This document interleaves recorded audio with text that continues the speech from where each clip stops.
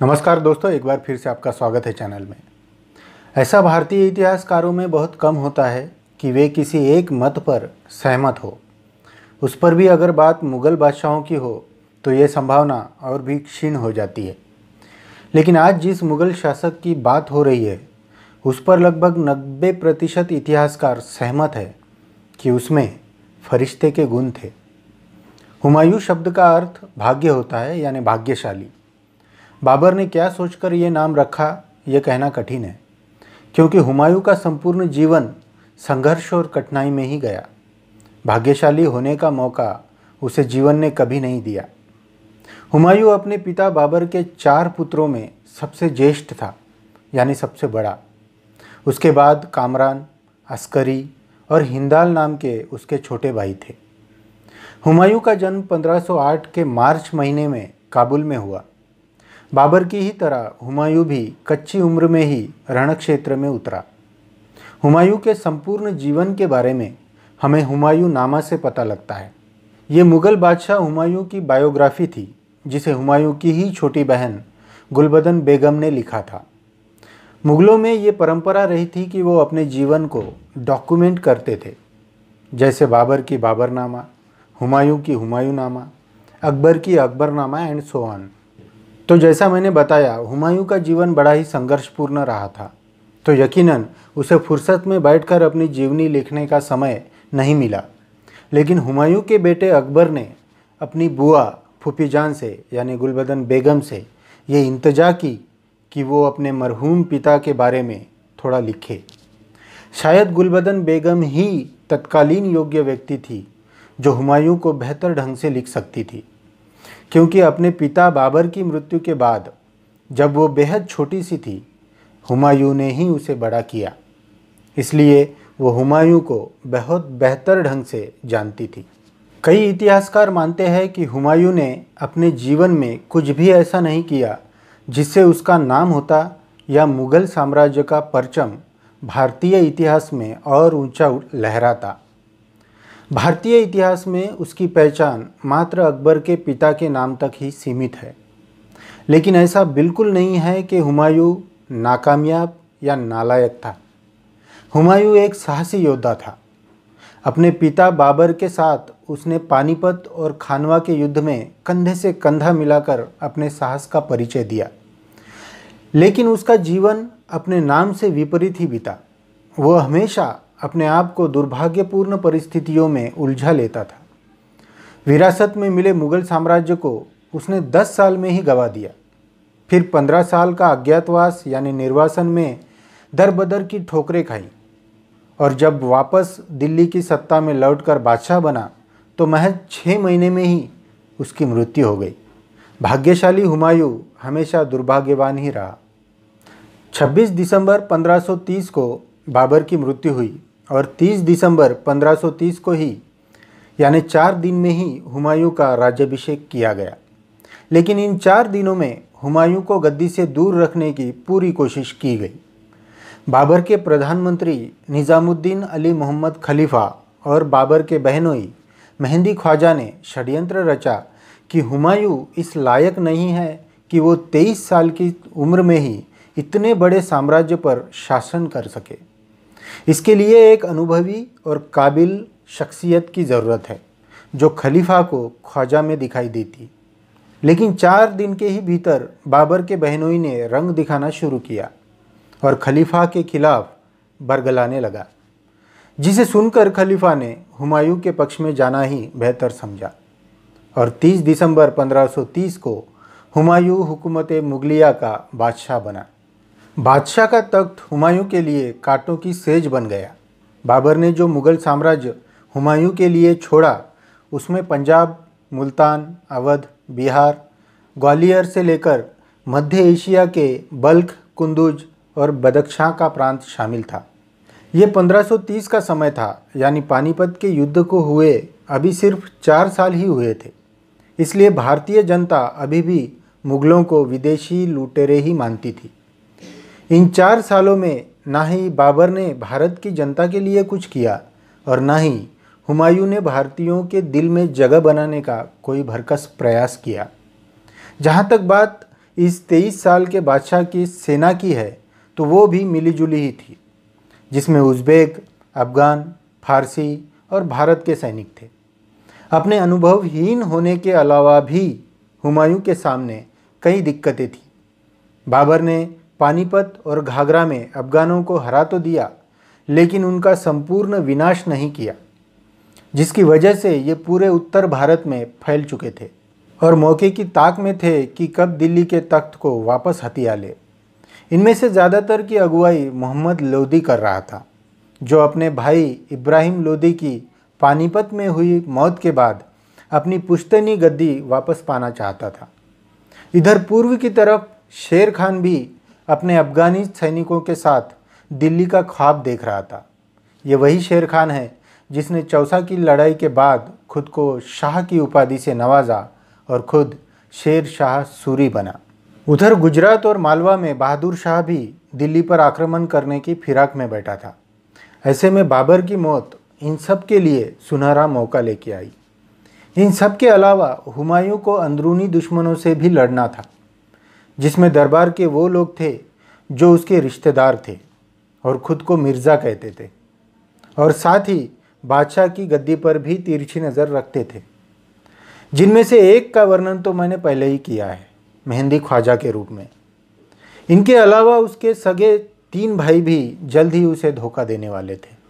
अब आपको हुमायूं के व्यक्तित्व के ऐसे पहलू से मिलाता हूँ जो उसको समस्त मुग़ल शासकों से जुदा करता है। हुमायूं की उदारता, वो कितना वफादार और दयालु था, यह आपको आगे आने वाले वर्णन में पता चल जाएगा। बाबर ने मरते वक्त सबके सामने हुमायूं को अपना उत्तराधिकारी चुना और हुमायूं से ये वचन लिया कि वो ज़िंदगी भर अपने भाइयों के साथ रहेगा, उन्हें कभी नहीं छोड़ेगा और परिवार के सारे लोगों का पालन पोषण करेगा और ध्यान रखेगा। हुमायूं ने वचन दिया और यही हुमायूं की सबसे बड़ी गलती साबित हुई, क्योंकि हुमायूं स्वभाव से ही वफादार था। वो अपने वचन और अपने पिता के प्रति वफादार रहा। साम्राज्य का शासक बनने के बाद हुमायूं ने अपने भाइयों में और रिश्तेदारों में अपने साम्राज्य को बांट दिया। वो लोग जिनकी तिरछी नज़र हुमायूं के तख्त पर थी, उनके साथ सख्ती से पेश आने के बजाय हुमायूं ने अपने साम्राज्य का उन्हें भागीदार बना दिया। ये दयालु स्वभाव हुमायूं को डुबोने वाला था। उसने हिंदाल को मेवात का विस्तृत प्रदेश दिया, जिसमें आज का अलवर, गुड़गांव, मथुरा तथा आगरा का कुछ भाग आता है। दूसरे भाई अस्करी को संभल का प्रदेश दे दिया, जहाँ की जागीरी बाबर के रहते हुए खुद हुमायूं के पास ही थी। ये दोनों प्रदेश घनी आबादी वाले थे और हुकूमत मुगलिया का बड़ा राजस्व यहीं से आता था। तीनों भाइयों में जो सबसे ज़्यादा बगावत पर उतर आया था, उस कामरान को काबुल और कंधार दे दिया। लेकिन कामरान बगावत खोर था, वह इतने से संतुष्ट होने वाला नहीं था।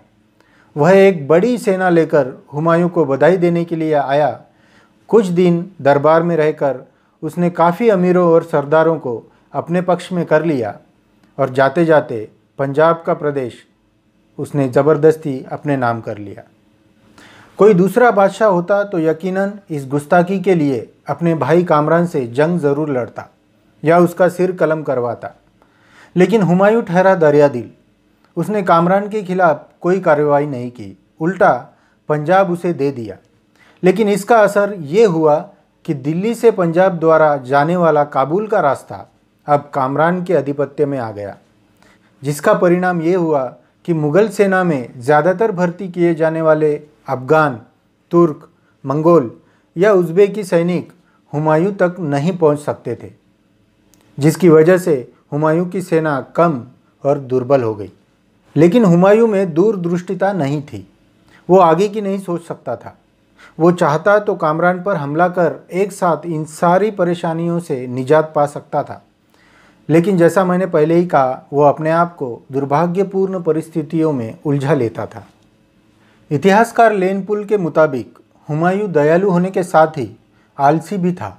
वो ज़्यादा देर तक किसी एक काम में प्रयास नहीं करता, बड़ी ही जल्दी किसी भी काम से ऊब जाता और जब भी कोई छोटी सी भी जीत मिलती, वह जश्न में डूबा रहता। अफीम का शौक तो पुश्ते नहीं था। जब उसे दुश्मन के सामने युद्ध भूमि पर खड़ा होना चाहिए था, तब वह शराब का प्याला लिए शामियानों में झूमता रहता। राज्याभिषेक के अगले ही साल हुमायूं बुंदेलखंड के कालिंजर के किले को जीतने निकला।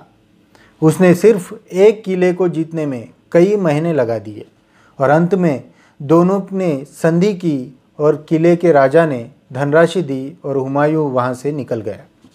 किसी को यकीन नहीं हुआ कि दिल्ली का बादशाह महज एक किले के लिए इतनी दूर से आया और उसे जीतने में कई महीने लगा दिए और अंत में सिर्फ धनराशि लेकर भाग गया। ये हुमायूं की हार थी। इससे बादशाह की प्रतिष्ठा धूल में मिल गई। कालिंजर की हार का एक कारण यह भी दिया जाता है कि पूर्व के बिहार में मोहम्मद लोदी अफगानों की सेना लेकर आगे बढ़ रहा था, जिसे 1532 में हुमायूं ने दोराहा या दादरा में हरा दिया। इसके तुरंत बाद 1532 में ही हुमायूं ने चुनार के किले को घेर लिया, जो शेर खान के कब्जे में था। यहाँ भी हुमायूं ने वही आलसीपन दिखाया और 4 महीने तक यानी सितंबर से दिसंबर तक घेरा बनाए रखा। लेकिन यहाँ भी 4 महीने के घेरे के बाद हुमायूं शेर खान से इस बात पर संधि कर लेता है कि शेर खान के बेटे के अगुवाई में एक अफगान सैनिकों की टुकड़ी हुमायूं के लिए काम करेगी। आश्चर्य होता है कि हुमायूं इतना कम दूरंदेशी था जो इतने तुच्छ से मुचलके पर वापस आगरा लौट आया। उसने उसे छोड़ा था जो उसे इस देश से ही भगाने वाला था। अब अपने दो दुश्मनों को जख्म देकर आए हुमायूं ने आगे का 1.5 साल दिल्ली और आगरा में जश्न और उत्सवों में बिता दिया। अपने कई अमीरों और सरदारों को उसने खिलते बांटी। इसी बीच उसने एक इमारत या भवन बनाने में भी अपना राजकोष खाली किया। इस तरह जो अमूल्य समय उसने जश्न में और शान शौकत में गंवा दिया, इसी समय का उपयोग उसके दुश्मनों ने अपने बल और राज्य का विस्तार में लगाया। हुमायूं अंत तक गाफिल ही रहा। इसी अमूल्य समय में गुजरात के शासक बहादुर शाह ने 1531 में मालवा, 1532 में रायसीन का किला और 1533 में चित्तौड़ के सिसोदिया सरदार को परास्त किया और अब उसने चित्तौड़ के किले पर घेरा बना लिया था। इस बीच उसका हुमायूं के साथ निरंतर पत्र व्यवहार शुरू रहा। हुमायूं ने उसे कई बार अपने किले वापस करने की इंतजा की, लेकिन बहादुर शाह नहीं माना। अब हुमायूं के पास उसके साथ युद्ध करने के अलावा और कोई चारा नहीं था। इसी बीच चित्तौड़ के किले की राजमाता कर्णवती ने हुमायूं को पत्र लिखकर मदद मांगी। साथ ही एक राखी भी भेजी जो संकेत था कि वह भाई के रूप में उसकी बहादुर शाह से रक्षा करे। कई इतिहासकार कहते हैं कि हुमायूं ने इस राखी का स्वीकार कर अपनी हथेली पर भी बांधा और हुमायूं अपनी सेना लेकर चित्तौड़ के किले की तरफ निकला। इधर घेरा डाले बहादुर शाह को ये विश्वास था कि हुमायूं इस्लाम के परंपरानुसार गैर मुस्लिम पर आक्रमण कर रहे अपने सधर्मी भाई पर आक्रमण नहीं करेगा, और हुआ भी वैसा ही। हुमायूं ने बहादुर शाह पर उंगली तक नहीं उठाई। हुमायूं जनवरी 1535 में चित्तौड़ की तरफ आते आते बीच में ही सारंगपुर में रुक गया। 8 मार्च 1535 को बहादुर शाह ने चित्तौड़ का किला जीत लिया। पूरे नगर में 3 दिन तक लूटमार चलती रही और सारे स्त्रियों ने जौहर की अग्नि में अपने आप को भस्म कर लिया। बहादुर शाह के चित्तौड़ को जीतते ही हुमायूं ने उस पर हमला बोल दिया। बहादुर शाह अपने ही शिविर में घेर लिया गया, लेकिन भूखमरी की आशंका से वह 25 अप्रैल 1535 को रात के अंधेरे में अपने खेमे से भाग निकला।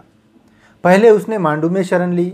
हुमायूं पीछा करता हुआ आया तो बहादुर शाह वहाँ से भी भागकर चंपानेर चला गया।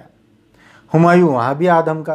बहादुर शाह वहाँ से भी भाग निकला, लेकिन अंत में हुमायूं ने उसे परास्त कर दिया। लेकिन इस बीच हुमायूं ने पूरे गुजरात पर कब्जा कर लिया। चंपानेर की जीत के बाद हुमायूं फिर जश्न में डूब गया और पूरा खजाना उसने खैरात की तरह लुटा दिया। समझ नहीं आता हुमायूं इतना परिश्रम करता ही क्यों था जब उसे सब इस तरह लुटाना ही होता था। इतने परिश्रम से जीता गुजरात का प्रांत अपने ढीले प्रशासन और निकम्मे अधिकारियों की वजह से अगले ही साल उसने गंवा दिए। गुजरात गंवाने के बाद भी हुमायूं आगरा में 1 साल तक बेफिक्र रहा। इस बीच उसे इस बात की खबर मिलती रही थी कि शेर खान बिहार के बाद बंगाल पर भी कब्जा कर चुका है। 1537 में जब हुमायूं अपने नशे से बाहर आया, तब उसे शेर खान की बढ़ती ताकत का अंदाज़ा लगा। शेर खान के आधिपत्य वाले चुनार को उसने दूसरी बार घेर लिया और उसे अपने अधिकार में ले लिया, लेकिन फिर यहाँ अपना स्वाभाविक आलस्य दिखाते हुए बिना मतलब के दुर्ग को जीतने में 6 महीने लगा दिए।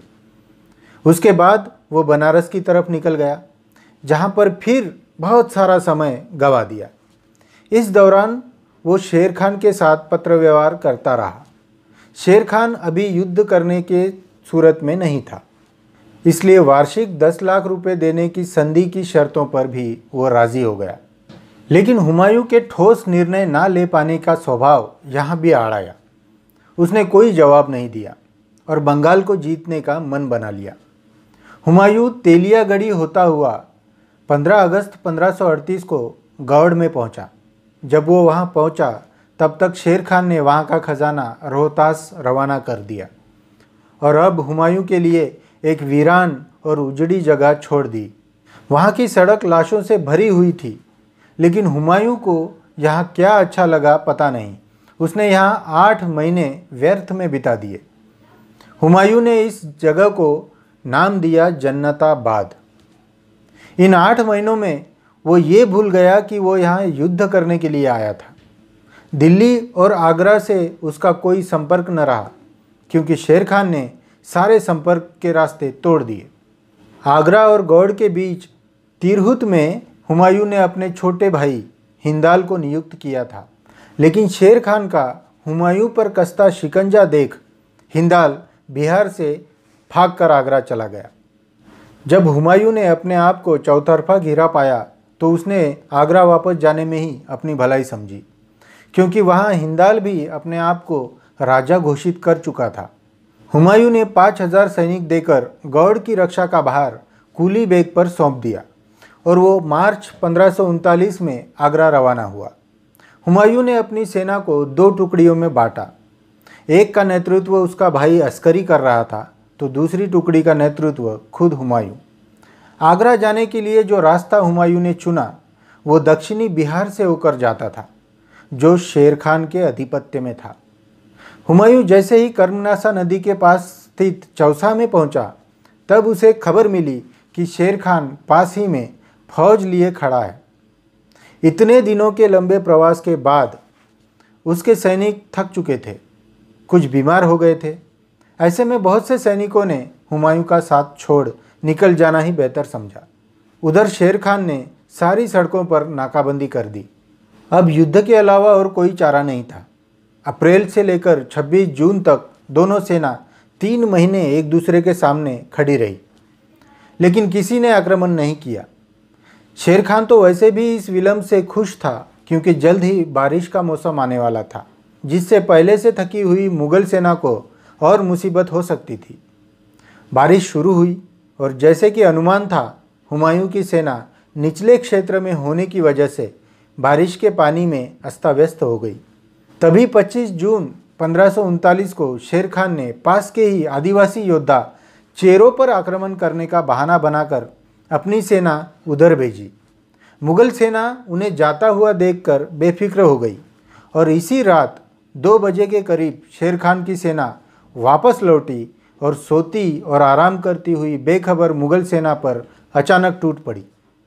अचानक हुए इस हमले से हुमायूं की सेना बौखला गई।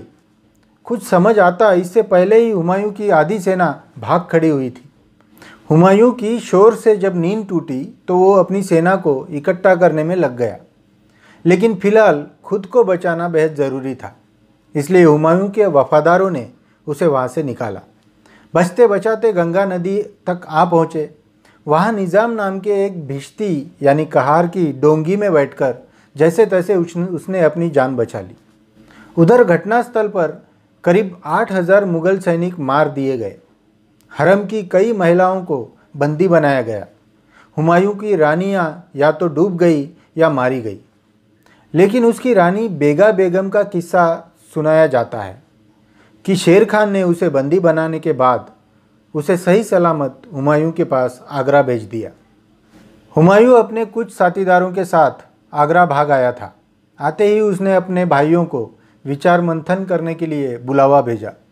चारों भाइयों की बैठक बहुत देर तक चली, लेकिन कुछ भी हासिल नहीं हुआ। हुमायूं ने कामरान से सैनिक की मदद मांगी, लेकिन उसने साफ मना कर दिया।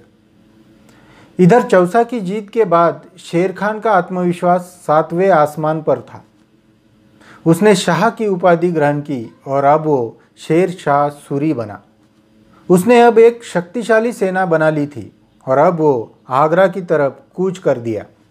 इधर हुमायूं ने बड़ी रस्साकसी के बाद 90,000 की सेना बना ली, लेकिन दिक्कत ये थी कि इसमें ज़्यादातर नौसिखिए थे जिन्हें तलवार चलानी भी नहीं आती थी। अब हुमायूं शेर शाह से बदला लेने के लिए कन्नौज की तरफ निकल चला और कन्नौज पहुंचते पहुंचते उसकी सेना 2 लाख की हो गई। उसने कन्नौज के पास बिलग्राम में अपने खेमे लगा दिए। बिलग्राम में भी हुमायूं ने वही गलती दोहराई जो उसने चौसा में की थी। 1 महीने तक दोनों सेना एक दूसरे के सामने ऐसे ही खड़ी रही। 15 मई को भारी बारिश होने की वजह से मुग़ल सेना फिर दिक्कत में आ गई। 17 मई को मुग़ल सैनिक बाहर आकर ये सोचते कि किस ऊंची जगह पर अपना नया शिविर डाला जाए, हमला हो चुका था। हुमायूं को अपनी तोहफे निकालकर इस्तेमाल करने का मौका ही नहीं मिला। लेकिन इस बार हुमायूं की सेना थोड़ी सतर्क थी। अचानक युद्ध ने तेज़ रफ्तार पकड़ ली। मुग़लों के सबसे सामने वाली सेना का नेतृत्व अस्करी कर रहा था।